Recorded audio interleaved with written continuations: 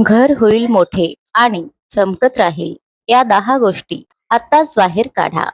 नमस्कार मैत्रिणींनो, स्वागत आहे तुमचं पुन्हा एकदा सही दिशामध्ये.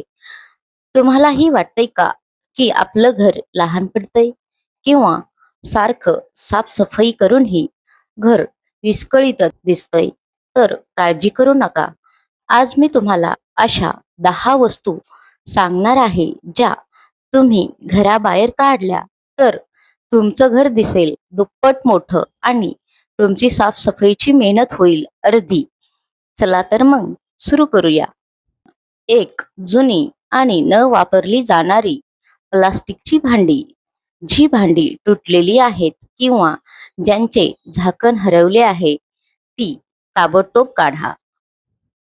2, साठवलेले जुने वर्तमानपत्र आणि कागदपत्रे रद्दीत टाकून घर मोकळे करा.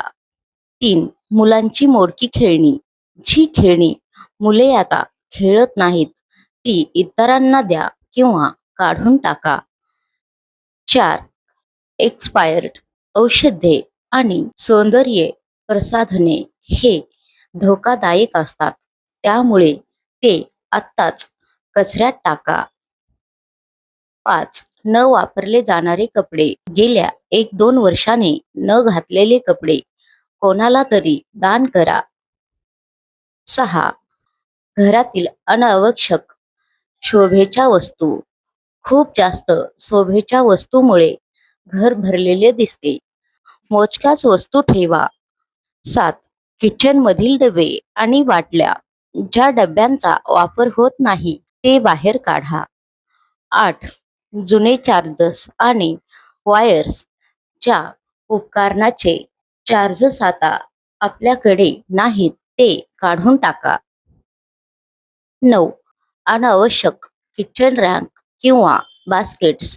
ज्यांनी काउंटर टॉप अडकलेले आहे अशा वस्तू काढा. 10, जुने टॉवेल्स आणि बेडशीट्स. जी खराब झाली आहेत ती साफसफाईसाठी वापरा किंवा बदलून टाका.